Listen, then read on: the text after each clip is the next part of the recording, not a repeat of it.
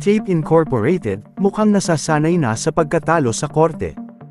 Ilang araw lang matapos ang pamamaalam ng kanilang show na Tahanang Pinakamasaya, ay muli na naman ngang nakaranas ng pagkabigo ang Tape Incorporated, dahil sa hindi pagbibigay ng pabor sa kanilang kagustuhan. Sa inilabas ng article ng Abante News Online, sinabing sinupalpal ng Court of Appeals ang kahilingan ng Television and Production Exponents Incorporated o TAPE Inc. na mag-issue ng temporary restraining order sa paggamit ng Itbulaga sa programa nina Tito Soto, Vic Soto at Joey De Leon sa TV5 Network.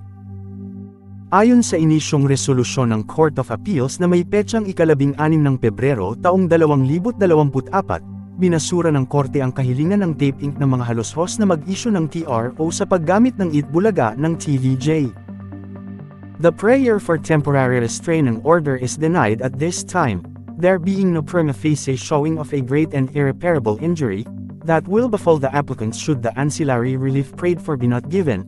Ayon yan sa resolusyon ni Associate Justice Apolinario Brucelas Jr., Chair ng 4th Division ng Court of Appeals.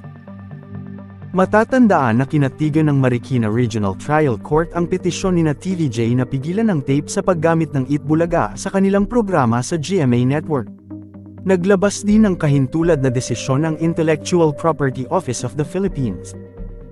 Dahil dito, pinalitan ng Tape Incorporated ang pangalan ng kanilang programa at ginawang Tahanang Pinakamasaya, hanggang nagdesisyon sila na itigil na sa pag-ere ang kanilang noontime show. Hanggang ngayon nga ay wala pa rin inilalabas na joint statement ang GMA Network at Tape Incorporated tungkol sa kanilang naging dahilan sa pagpapahinto ng programa. Di pa rin alam ng mga netizens kung anong show ang ilalagay nila sa iniwang timeslot ng Tahanang Pinakamasaya.